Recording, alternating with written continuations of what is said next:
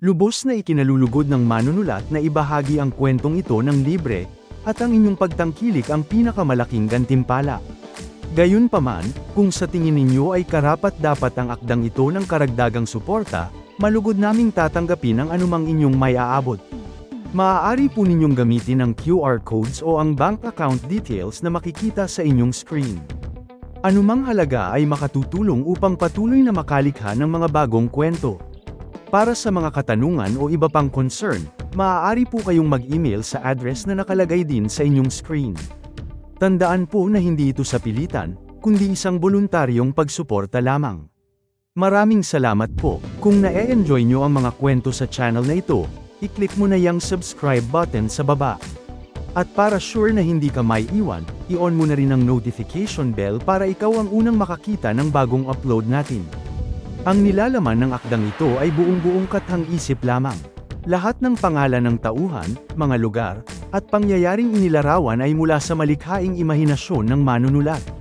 Kung mayroon mang pagkakahawig sa mga pangalan ng tao, lugar, o insidente sa tunay na buhay, buhay man o yumao, ito ay hindi intensyonal at isa lamang purong nagkataon.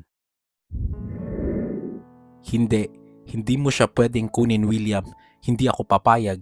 Nanginginig na sabi ni Enzo, pilit na nilalabanan ng aura ni William habang karga pa nito ang bata. Tito Dada at Tito Enzo, why are you fighting? Is it because of me? I am so sorry po. Please don't fight. Lalong iyak ni Renz. No, Renz, we are not fighting, sagot agad ni Enzo sa bata. Dahan-dahang ibinaba ni William si Renz. Humarap siya sa bata at pilit na pinalambot ang kanyang boses, bagaman pakas pa rin ang talim ng kanyang mga mata. Renz, go to the room first. Don't open the door until I'm done talking to your tito, okay? Be a good boy. Tumango si Renz, bakas ang kalituhan pero sumunod ito at pumasok sa kwarto. Humarap si William kay Enzo. Hindi siya sumisigaw pero ang kanyang boses ay parang madiing bulong na punong-puno ng galit. Bakit mo hindi sinabi sa akin? Bakit itinago mo na anak ko ang bata? Para saan pa, William? Ganti ni Enzo kahit nanginginig ang boses sa panghihina. Para ano? Para panagutan mo? Nung nalaman mong nabuntis mo ang pinsan ko, nasaan ka? Hindi mo siya pinanagutan. Diba? Hinayaan mo siyang maghirap? Sinong sumalo? Diba ako? You have no right to keep this from me. Madiing bulong ni William. Lumapit siya ng gusto kay Enzo. You don't even know what exactly happened. He is my child and I have all the rights. He is my blood. I want to protect him. Pinagpipiestahan siya ng media. I am very furious when I saw those bastards and idiots hurting my son and you let them hurt him. Enough na sa pagtatago mo sa kanya. Pagtatago? How dare you say that? Letting him hurt? Ginawa ko ang lahat para kay Renz habang wala ka. Depensa si Enzo. So wala kang karapatang sabihin yan. Di ba wala kang pakialam sa mag-ina noon, William, ha? Kaya huwag kang umasta na parang ikaw ang biktima rito. I am a Montero. I don't play games. You don't want to mess up with a Montero. Malamig na tugon ni William. Wala na ang malambing na William na nakilala ni Enzo. I am taking the child because I can. I am taking him because I'm the only one who can actually save him from this miserable life. Iayos mo na ang mga gamit niya o ang mga guards ko na ang gagawa niyan. I will make sure na hindi mo na siya makikita ulit. Nasaktan man, humakbang palapit si Enzo. Ang bawat hininga niya ay parang may kasamang bubog sa lalamunan. Tinitigan niya ang mga mata ni William. Ang mga matang dati ay punong-puno ng pag-aalaga nung nasa Amanpulo pa sila, pero ngayon ay tila gawa na sa yelo. William, ang panginginig ng boses ni Enzo ay hindi na maitago. Iyong lahat na nangyari sa atin, iyong mga sinabi mo sa Amanpulo, totoo ba yun? Hindi sumagot si William. Nanatili siyang nakatayo ng tuwid. Walang kahit anong emosyon na gumagalaw sa kanyang mukha. Minahal mo ba talaga ako? Halos pabulong na tanong ni Enzo. Ang unang luhang kanina pa niya pinipigilan ay tuluyan ng pumatak. Kasi kung umasta ka ngayon, parang wala lang ako sa'yo. Parang hindi mo ako nakikilala. Parang wala tayong pinagsamahan. Tumingin si William ng diretso sa mga mata ni Enzo. Walang lambing. Iyon ang mas masakit, ang kawalang pakialam. Para lang siyang tumingin sa isang estranghero na nag-aaksaya ng kanyang oras. Whatever happened before, it doesn't change the fact that you lied to me about my son, malamig na tugon ni William. Pagkatapos sabihin iyon ay nanatiling nakatitig si William kay Enzo ng ilang segundo. Malamig, blanco, parang walang kahit anong halaga ang luhang dumadaloy sa mukha ni Enzo. Tinalikuran niya ito at humarap sa pinto ng kwarto ni Renz. "Get the bags," utos ni William. Hindi na muling lumingon. "Kung hindi mo kayang iimpake ang mga gamit niya, aalis kaming wala iyan. He will have everything he needs in my house anyway. He doesn't need anything from this place." Napahawak si Enzo sa kanyang dibdib. Mas masakit pa ito kaysa pagsigaw ni William. "How dare you say that? 5 years, William. 5 years ko siyang inalagaan," sabi ni Enzo na umiiyak. Dito na humarap ulit si William. "I will pay for all the things you did and spent for Renz. He is mine and only mine," sabi ni William na matalim pa rin ang tingin. Hindi na napigilan ni Enzo ang sarili. Sinampal niya si William. Hindi naman ito lumaban. "Itatak mo to sa matalino mong utak, Mr. Montero. Oo, wala akong laban sa iyo at sa pamilya mo. Hinding-hindi kita mapapatawad. Hinding-hindi mo mababayaran ng kahit anong halaga ang pagmamahal ko sa bata.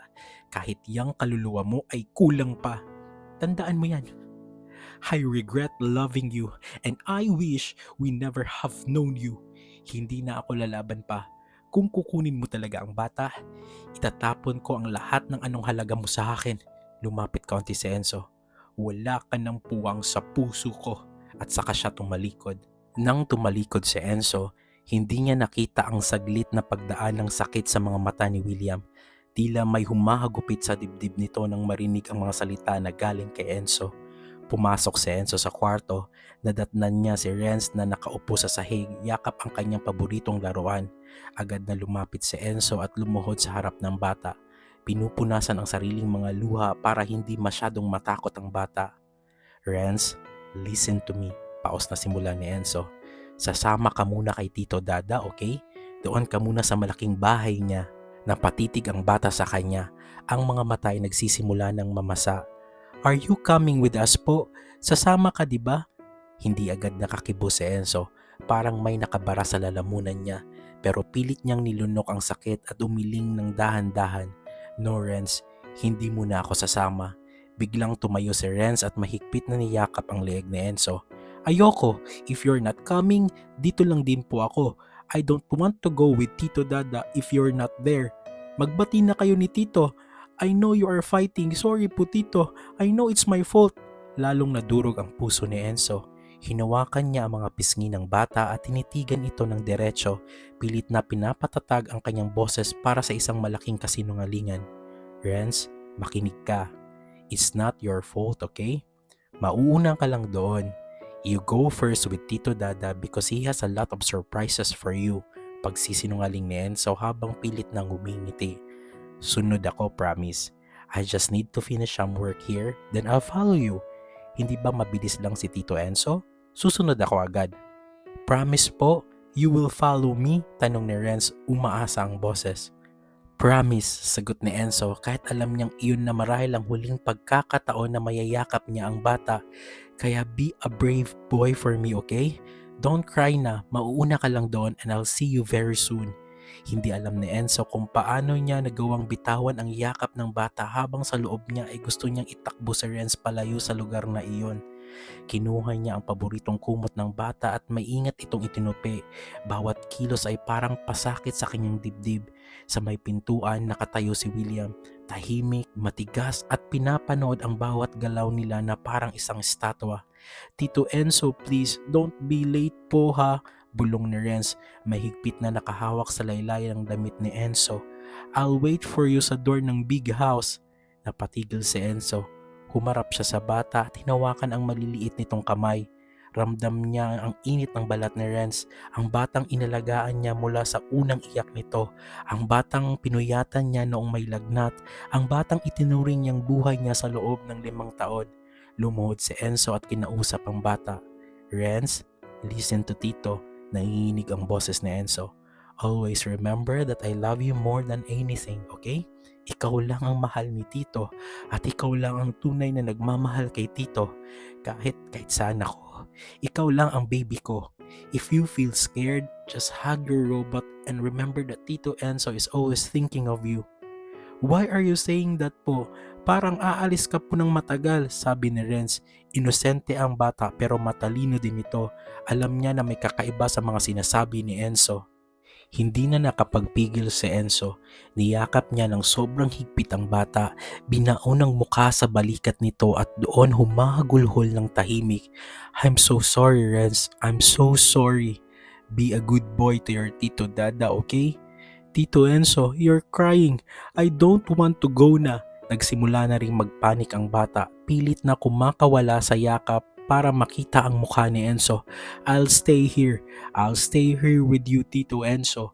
Lumapit si William. Walang sabi-sabing hinawakan niya ang balikat ni Renz para kunin ito. Pero lalong humigpit ang kapit ng bata sa leeg ni Enzo. No! Tito Enzo, sasama ka, hiyaw ni Renz. Ang iyak niya ay pumapalahaw sa buong kwarto. Pilit na kinalas ni Enzo ang mga kamay ng bata mula sa kanyang leeg. Bawat daliri ni Renz na bumibitaw ay parang binubunutan siya ng buhay. Go now, Renz. Be brave. Mauuna ka lang. Remember?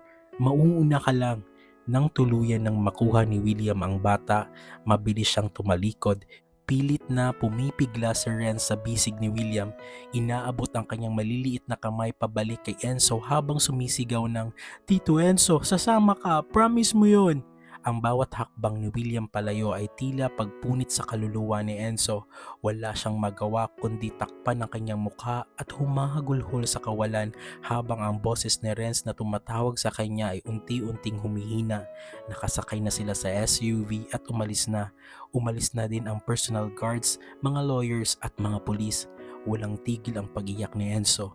Mula sa pagkakaluhod ay napahiga siya sa sahig. Hindi niya kaya ang sakit. Sobrang sakit na mawawala sa kanya si Renz at sobrang sakit na sinaktan siya ni William. Kailanman, hindi kita mapapatawad, Mr. Montero. Sobrang nasasaktan si Enzo. Parang hindi niya kaya ang sakit ng kanyang dibdib at hindi siya makahinga. Mabilis lang na nakarating sina William at Renz sa mansyon ng mga Montero. Ang mansyon ay naglalakihan, moderno at napapaligiran ng matatangkad na pader. Isang lugar na sobrang layo sa kinalakihan niyang maliit pero mainit na apartment kasama si Enzo. Sa loob ng bahay, naghihintay ang mga magulang ni William, si Chairman Leonardo Montero at si Celeste Montero. Nang bumukas ang malaking pinto, bumungad si William na karga ang isang batang pawis na pawis at namumula ang mukha sa walang tigil na paghikbi. William, bulalas ni Celeste, agad na lumapit habang nakahawak sa kanyang dibdib. Oh my God, he's really here! Napatitig si Leonardo sa bata. Kahit ang matikas na chairman ay bahagyang natigilan. Kamukhang kamukha mo nung bata ka, William. Hindi na kailangan ng test. He is definitely a Montero. Agad na lumapit si Celeste para kunin ang bata pero lalong isiniksik ni Renz ang mukha niya sa balikat ni William. Mahigpit na nakakapit ang maliit niyang kamay sa polo ni William. I want Tito Enzo. Tito Dada, please, go back to Tito Enzo. Nagkatinginan sina Leonardo at Celeste. William, mahinahong tawag ni Celeste habang hinahaplos ang likod ni Renz na nanginginig sa iyak. Nasaan ang tito ng bata? Bakit hindi mo siya kasama? We've seen the news at kung totoo man na may namamagitan sa inyo, wala kaming problema doon. The child clearly needs him. Hindi kumibo si William. Nanatili siyang matigas. Ang kanyang panga ay madiing nakasara habang tinitiis ang bawat hikbi ni Renz. He's not coming, maikling sagot ni William. Malamig ang boses, walang kahit anong emosyon. Lalong napaiyak ang bata sa sinabi ni William. What? Bakit? Kunot noong tanong ni Leonardo. Hindi lang basta kung sino ang taong iyon para sa bata, William. Siya ang kinikilalang magulang ni Renz. Bakit hindi mo siya isinama rito para mapanatag ang bata? He's not needed here, madiing sagot ni William. Nang marinig iyon ni Renz ulit, tila mas lalong nag-hysterical ang bata. Nagpupumiglas siyang sa bisig ni William. Ang kanyang maliit na binti ay sumisipa. Liar! Tito Dada is liar! Palahaw ni Renz. Ang iyak niya ay puno ng galit at pagkabigo. Sabi ni Tito Enzo susunod siya. Sinungaling ka, Tito Dada. Ayoko rito. I want to go home. Nanlaki ang mga mata ni na Leonardo at Celeste sa narinig. Ramdam ni William ang bawat pintig ng galit ng maliliit na katawan ni Renz habang hawak-hawak niya ito. Kaya walang sabi-sabi niyang inabot ang bata sa kanyang mami. Pagkaabot niya kay Renz kay Celeste, agad siyang tumalikod. Liar! Liar! Patuloy na hiyaw ng bata habang dinuduro si William mula sa bisig ni Celeste. Hindi na lumingon si William. Mabilis siyang umakyat sa hagdan. Bawat hakbang ay mabigat. Pilit na tinatakasan ang boses ni Renz na sumisigaw ng liar na umaalingaw sa buong mansyon. Matapos umakyat ni William, naiwan sina Leonardo at Celeste sa malawak na sala kasama si Renz na halos maubusan na ng hininga sa kakaiyak. Dahan-dahang inupo ni Celeste si Renz sa malambot na sofa, pero agad na tumayo ang bata at umatras. Nanginginig ang kanyang maliliit na balikat habang pilit na iginagala ang tingin sa paligid ng dambuhalang silid. Renz, baby, look at me. Malambing na tawag ni Celeste habang dahan-dahang lumuluhod sa harap ng bata para magkapantay sila. I am your Lola Celeste and that's your Lolo Leonardo. We are your family, sweetheart. You don't have to be scared. Umiling si Renz habang pinupunasan ang kanyang sipon gamit ang kanyang braso. I want Tito Enzo. He said he's coming. Bakit sabi ni Tito Dada hindi? Nagkatinginan sina Leonardo at Celeste. Ramdam ang kirot para sa bata. Lumapit si Leonardo, pilit na pinapalambot ang kanyang boses. You know, Renz, panimula ni Leonardo, nung bata pa ang Tito Dada mo, he used to be very shy too, but he was very brave, just like you. Do you want to see his pictures when he was little? He looks exactly like you. Bahagyang natigilan si Renz sa paghikbi, nakuha ang atensyon. Kamukha ako po? Yes po, super kamukha. Nakangiting sagot ni Celeste habang hinahaplos ang buhok ng bata.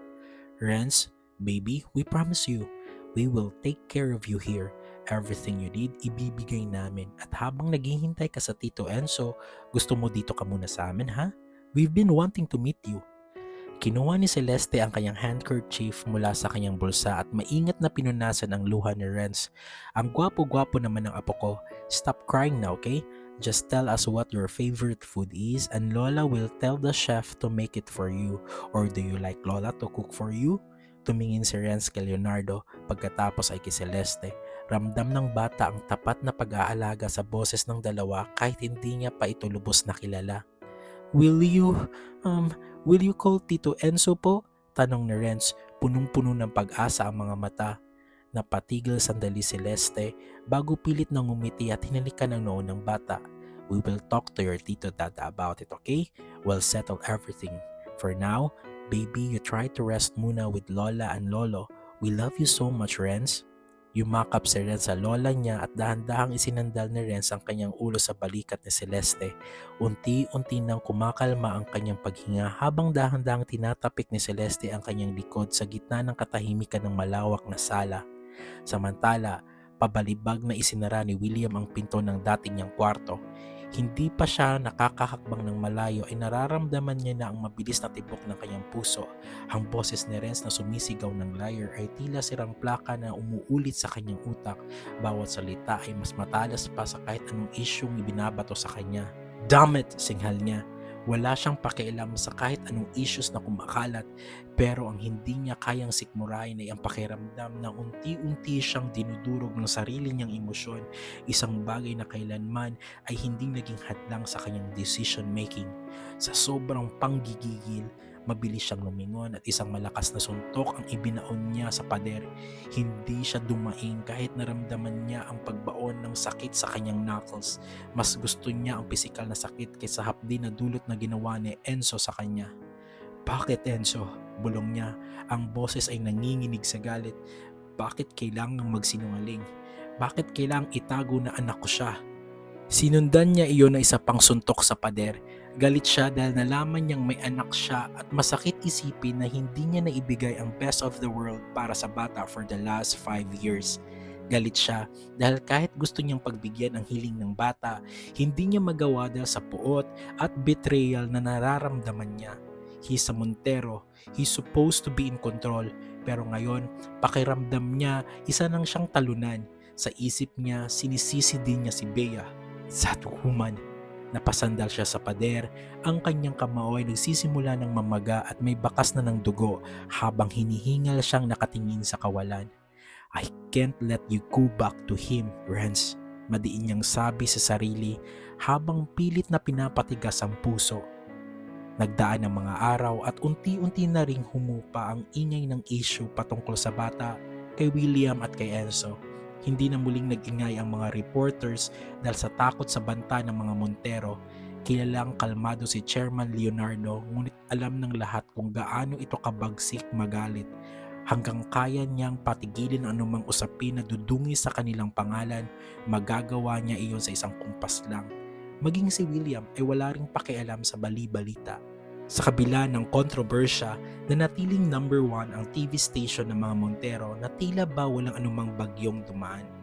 Habang nananahimik ang media, mabilis namang kumilos ang mga Montero sa likod ng mga saradong pinto. Pinapaayos na nila ang lahat ng legal na papeles ng bata sa kanilang mga lawyers. Sa tindi ng kanilang kapangyarihan sa lipunan, alam ng pamilya na mapapadali nila ang pag-aasikaso nito. Walang hadlang na hindi kayang lampasan para masigurong legal na ang hawak nila kay Renz.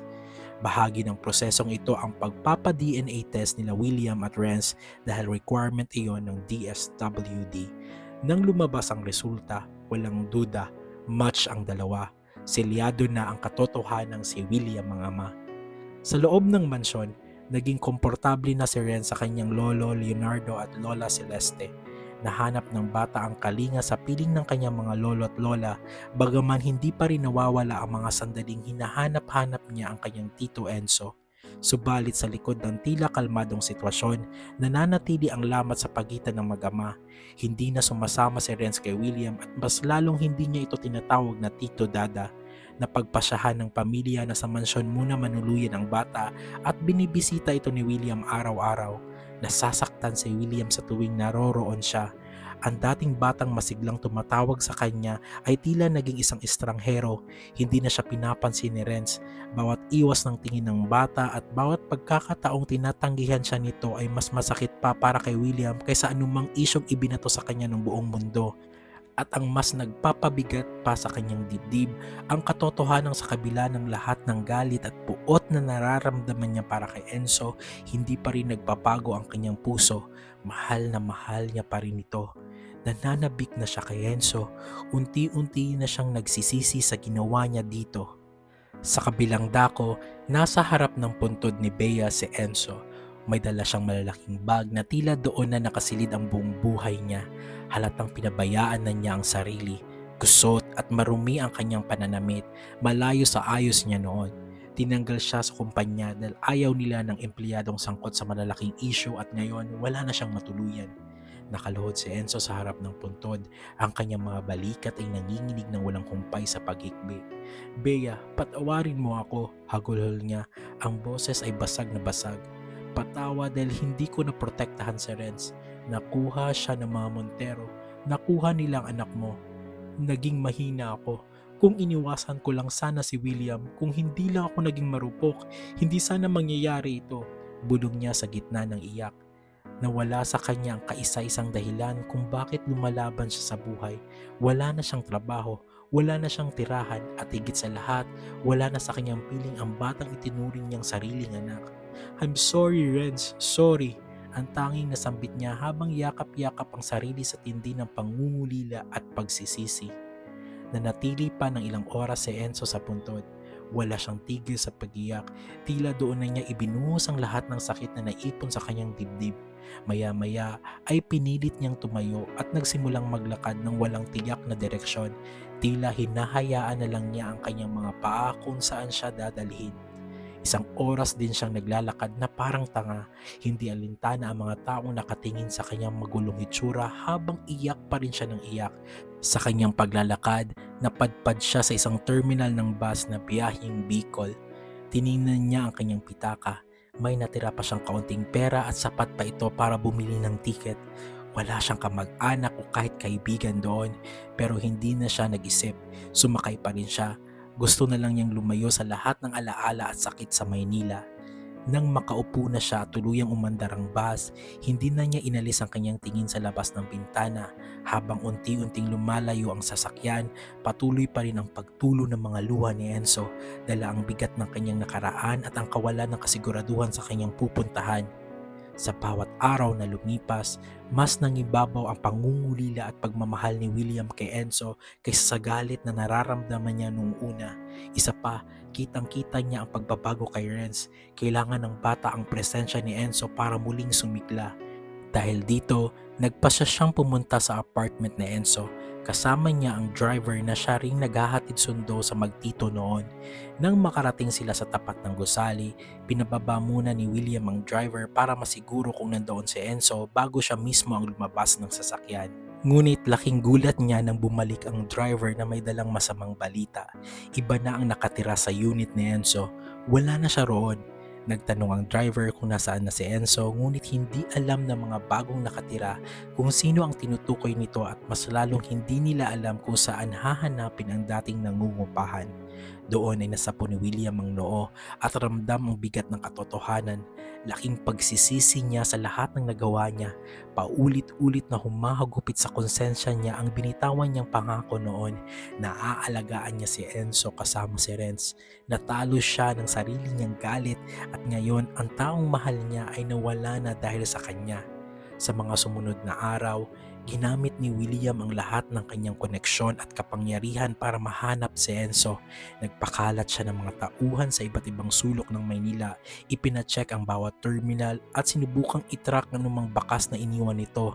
Ngunit sa kabila ng lahat ng kanyang resources, bigo siya. Tila ba naging bula si Enzo na biglang naglaho. Walang CCTV na nakahuli sa kanya, walang record sa mga hospital at walang nakakita sa kanya sa mga dati niyang pinupuntahan. Bawat ulat na natanggap ni William na negatibo ang resulta ay parang unti-unting pumapatay sa kanyang pag-asa. Lalo siyang binalot ng takot at pagsisisi dahil sa hindi niya malaman kung nasaan ang taong mahal niya. I am so sorry, Enzo. I am so stupid. I broke my promise to you to protect and love you. Lumipas ang 10 taon. Sa isang tahimik na bayan sa Bicol na may malinaw na tanawin ng Bulkang Mayon, matatagpuan ng isang maliit ngunit dinadayong kantin. Simple lang ang itsura nito, sapat na para sa mga lokal na residente at maging sa mga Pilipinong turistang nagnanais na lutong bahay na pagkain. Dito nagtatrabaho si Enzo bilang isa sa mga nagpapatakbo ng kantin.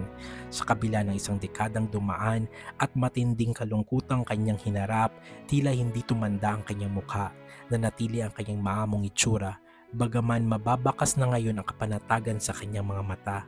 Ngunit may isang malaking pagbabago sa kanya, may gamit na siyang saklay. Kahit may nararamdamang sakit sa kanyang kanang paa, hindi ito naging hadlang sa kanyang trabaho. Sanay na siyang tumayo at kumilos gamit ang saklay habang nagsisilbi sa mga customers. Siya ang kumukuha ng mga order, naghahatid ng pagkain sa mga mesa at siya rin ang tumatayong kahera ng kantin. Payapa na ang kanyang buhay, malayo na sa ingay at gulo ng kanyang nakaraan sa Maynila. Bagaman pilay ang kanyang paglakad, maayos at may sistema ang kanyang bawat galaw sa loob ng maliit na kainan. Naging matagumpay ang pamamalakad ni Enzo sa kanyang maliit na kantin dahil sa tulong ng kanyang katuwang sa loob ng 10 taon, si Agnes San Jose. Si Agnes ang nagsilbing sandigan ni Enzo mula nang mapadpad dito sa Bicol. Magkasing edad lang sila. Ang masiyahin at punong-puno ng buhay na disposisyon ni Agnes ang madalas na nagbabalanse sa tahimik na pagkatao ni Enzo. Hindi lang siya basta kasosyo sa negosyo. Si Agnes ang naging pamilyang nahanap ni Enzo noong mga panahong pilit siyang bumabangon mula sa kanyang nakaraan. Wala na ang mga magulang ni Agnes at nag-iisa na lang ito sa bahay bago dumating si Enzo. Sa kanya na tumutuloy si Enzo. Silang dalawa lamang ang nagsisilbi sa mga customer. Wala silang ibang kinuha na tagahain o tagalinis sa mesa. Ang tanging kasama nila sa negosyo ay ang malayong pinsan ni Agnes na siyang pinapasahod nila bilang tagaluto sa kusina. Dahil dito, ang lahat ng aspeto ng pagpapatakbo sa kantin mula sa pagtanggap ng order, paghahatid ng pagkain hanggang sa pag-aayos ng mga pinagkainan ang tanging sa kanilang dalawa lang nakaatang. Dahil sa kapansanan ni Enzo, laging may kusa ang bawat galaw ni Agnes. Matyaga siya sa kanyang kaibigan. Isang tingin pa lang ay alam niya na kung kumikirot ang kanang paa nito at kung kailangan na nitong mamahinga. Dahil silang dalawa lang ang kumikilos sa harap, mabilis siyang pumapalit sa mga gawaing nangangailangan ng mahabang pagtayo.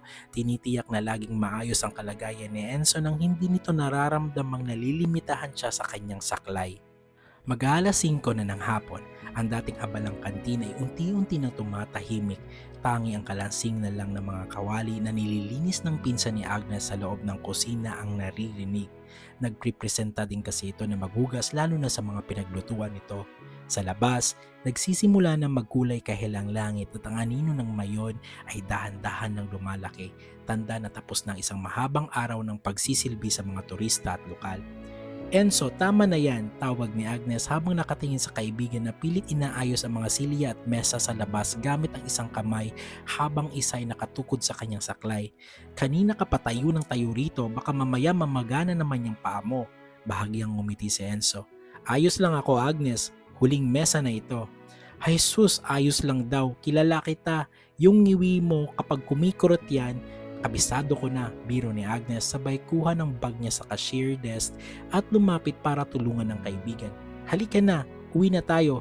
Habilin na lang natin sa pinsan ko na ilak ang kusina bago siya umuwi. Kailangan mo nang itaas yung paa mo. Naglakad na sila palabas ng compound ng kantin. Ang tunog ng saklay ni Enzo ay sumasabay sa mabagal na hakbang ni Agnes na sadyang binabagalan ang lakad para hindi maiwan ang kaibigan. Sa kabilang banda, sa loob ng marayang mansyon ng mga Montero, naghapunan ang buong pamilya sa ilalim ng naglalakihang chandelier at sa harap ng mahabang mesa na puno ng masasarap na putahe.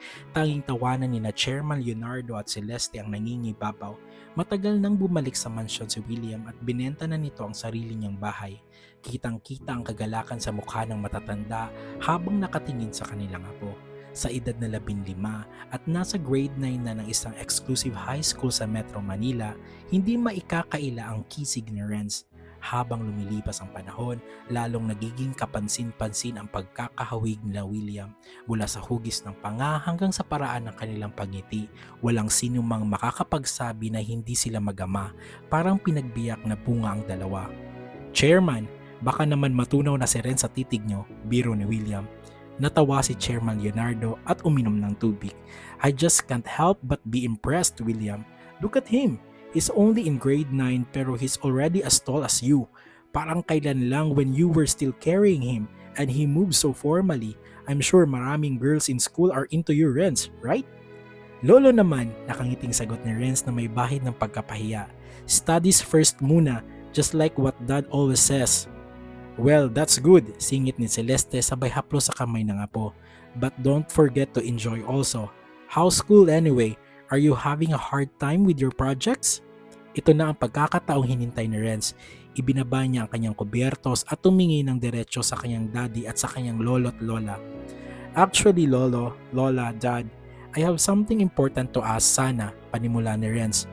Our class is planning an out-of-town educational trip for our Philippine Geography and Culture project. Our section chose the Bicol region.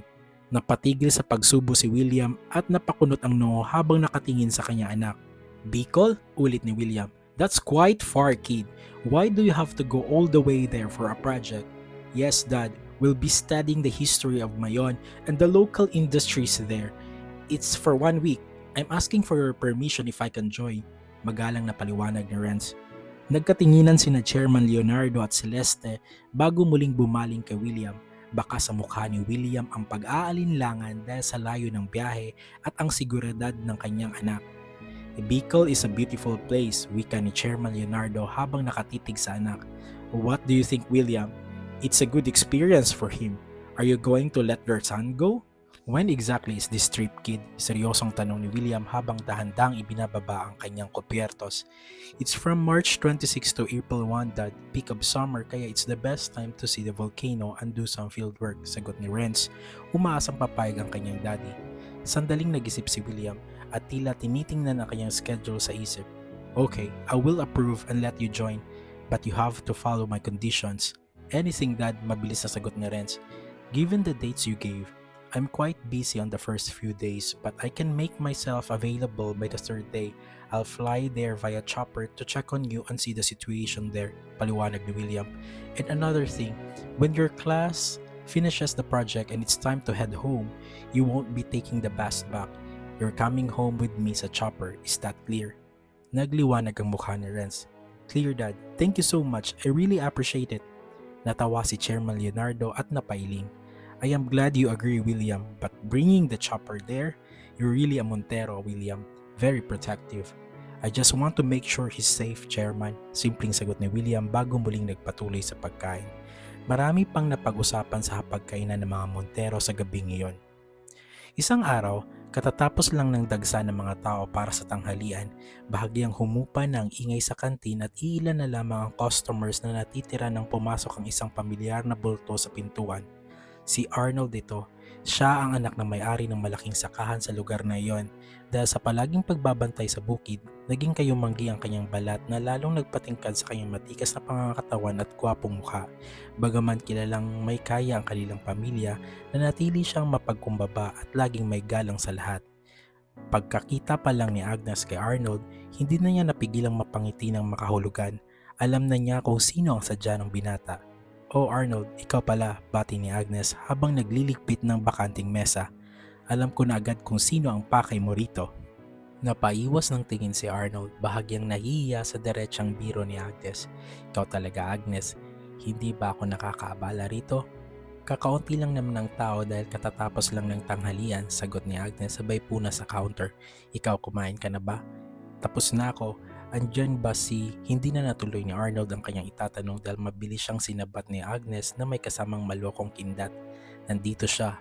O siya, tatawagin ko lang. Nasa kusina siya, naguhugas. Lumakad si Agnes patungo sa kusina habang si Arnold naman ay naiwang nakatayo sa counter. Bakas ang pananabik sa kanyang mga mata habang hinihintay na lumabas ang taong pinuntahan niya. Nang magtungo si Agnes sa kusina, nakita niyang hindi pa rin tapos maghugas si Enzo. Nakatayo ito sa tapat ng lababo na walang gamit na saklay. Sapat na sa kanyang balanse sa ganong pwesto habang nakasandal ng bahagya. Ang saklay naman niya ay nakasandal lang sa gilid, abot kamay kung sakaling kailangan na niyang humakbang. Enzo, andyan na yung masugid mong manliligaw, biro ni Agnes sa kanya.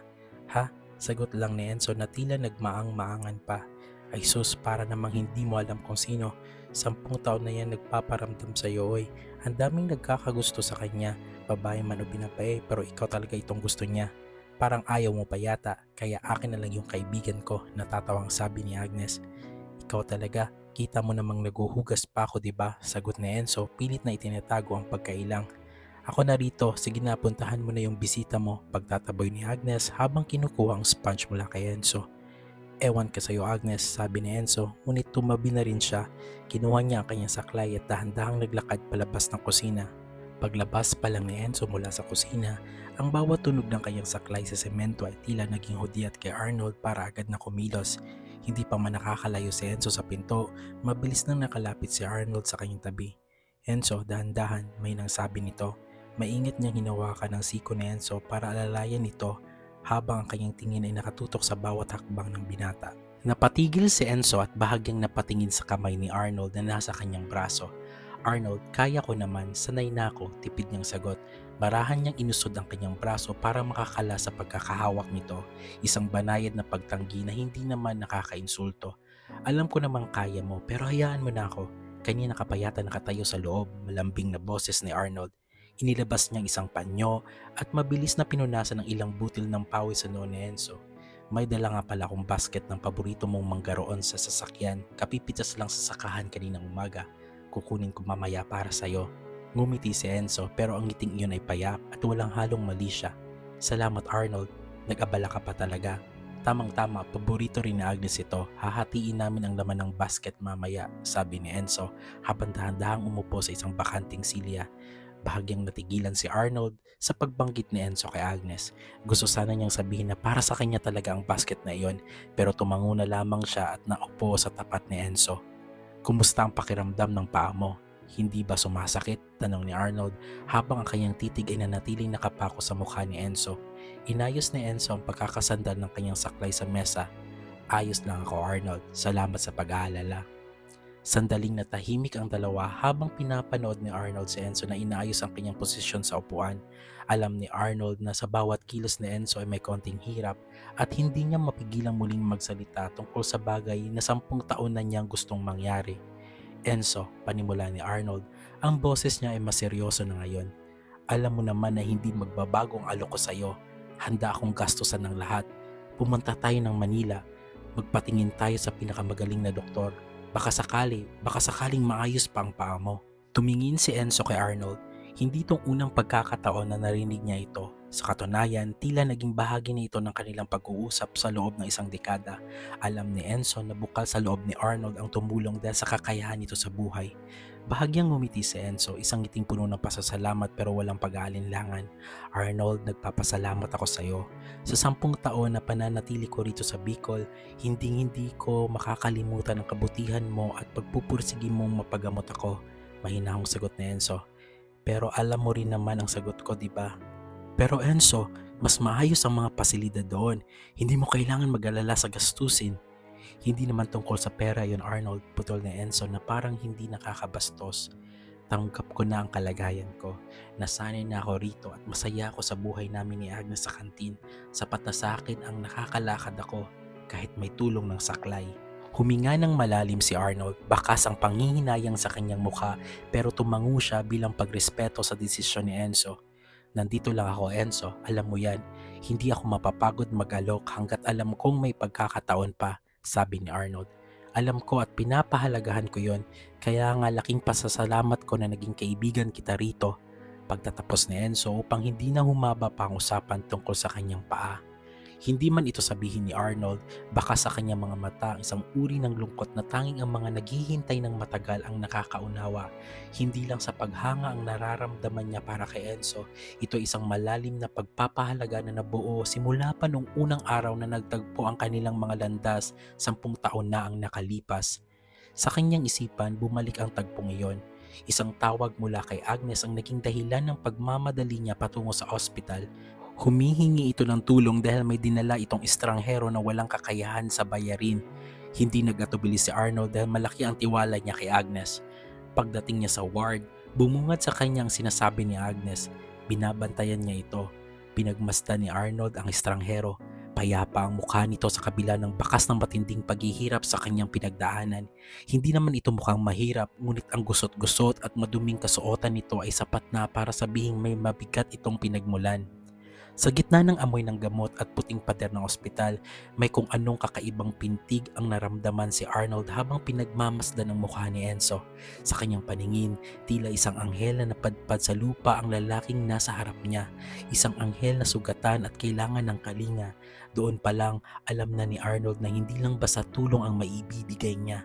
May kung ano sa katauhan ni Enzo ang nagtulak sa kanya na manatili sa tabi nito sa mga susunod pang taon. Nagbalik ang kamalayan ni Arnold sa kasalukuyan nang mapansin niyang kanina pa pala siya tinitigan ni Enzo. Ang imahe ng sugatang anghel sa ospital ay napalitan ng lalaking nasa harap niya ngayon. Arnold, nakatulala ka riyan, puna ni Enzo na may bahagyang pagtataka. Napakurap si Arnold at pilit na ibinalik ang focus. Pasensya na Enzo, ano nga ulit ang sinasabi mo? Sabi ko maliban pa sa mangga na ibibigay mo, may pakay ka pa ba? Tanong ni Enzo habang nakasandal sa kanyang upuan. Ah, oo, mabilis na sagot ni Arnold, tila nabuhayan. Gusto sana kitang ayain bukas na magsimba at pagkatapos ay pumunta sa ilog. Sarado naman ang kantin ninyo kapag linggo, di ba? Ngumiti si Enzo. O sige, sasabihan ko si Agnes. Bahagyang natigilan si Arnold. Matagal siyang hindi nakapagsalita, tila tinitimbang ang sasabihin. Ngunit sa huli, humugot siya ng malalim na lakas ng loob. Kung maaari sana tayong dalawa lang, gusto ko lang ng quality time kasama ka. Natigilan si Enzo. Hindi niya inaasa ng hiling na iyon mula sa binata na mayani ang panandaliang katahimikan, ngunit nang makabawi ay agad din siyang sumagot. Sige, magsimba tayo at pumunta ng ilog, pagsang-ayon ni Enzo. Sa isip-isip niya, pagbibigyan niya ang kaibigan. Naging napakabuti nito sa kanya, kaya walang masama kung pagbibigyan niya ito sa hiling nito. Hindi maipaliwanag ang tuwang rumihistro sa mukha ni Arnold. Halos mapatayo siya sa sobrang galak. Sige, susunduin kita bukas sa bahay ninyo. Napatango na lang si Enzo habang pinapanood si Arnold na bakas ang labis na kasiyahan. Nagpaalam ang binata na tila lumulutang sa tuwa, pero bago ito tuluyang umalis, kinuha muna nito ang basket ng mga mangga sa sasakyan at maingat na ibinigay kay Enzo. Nang tuluyang makaalis ang sasakyan ni Arnold, Hindi pa man nakabuelo si Enzo ay bigla nang sumulpot si Agnes mula sa kusina, bitbit ang isang malapad na ngiti at mapanuksong mga mata. Narinig ko yon, Enzo. Magdi-date kayo. Bungad ni Agnes sabay siko ng bahagya sa balikat ni Enzo. Finally, it's about time. Isang dekada rin ang hinintay ng tao. Napabuntong hininga si Enzo. Ewan ko sa'yo, Agnes. Oh, may mangga rito. Baka gusto mong kumain. Agad na lumapit si Agnes at sinuri ang mga bunga sa loob ng basket. Gusto ko talaga to. Ang sarap-sarap kaya ng mga mangga mula sa sakahan nila. Punong-puno ng pagmamahal ang pagkakapitas nito. Tawa pa niya habang kumukuha ng isa. Napailing na lang si Enzo sa pangungulit ng kaibigan. Alam niyang hindi na niya ito mapapatigil sa pangungulit tungkol sa kanila ni Arnold, lalo na ngayong pumayag siyang lumabas na silang dalawa lang. Alam ni Enzo sa puso niya na hindi pa siya handang umibig.